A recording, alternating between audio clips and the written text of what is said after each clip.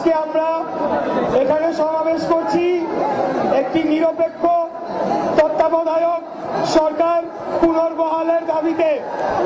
আপনারা জানেন গত 2011 সালে বর্তমান সরকার 11 সরকারের ধারাবাহিকতায় তারা ক্ষমতায় আসে একটি আমাদের পার্শ্ববর্তী রাষ্ট্রের পৃষ্ঠপোষকতায় এবং প্রত্যক্ষ সহযোগিতায় এসে তারা বুঝতে পারে যে তাদের ভোটের মাধ্যমে আর ক্ষমতায় আসার সুযোগ নাই।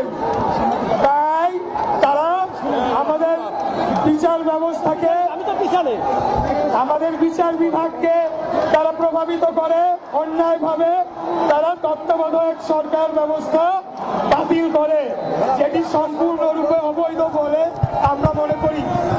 আমরা এই সমাবেশ থেকে পঞ্চদশ সংশোধনী বাতিল চাই, আমরা তত্ত্বাবধায়ক সরকারের পুনর্বহাল চাই এবং একটি নিরপেক্ষ তত্ত্বাবধায়ক সরকারের অধীনে জাতীয় সংসদ নির্বাচনের মাধ্যমে একটি জনগণের সরকার প্রতিষ্ঠা হবে, সেই দাবি জানাই। আজকে আমরা এই বরিশাল বিভাগ থেকে এই সমাবেশ শুরু করছি।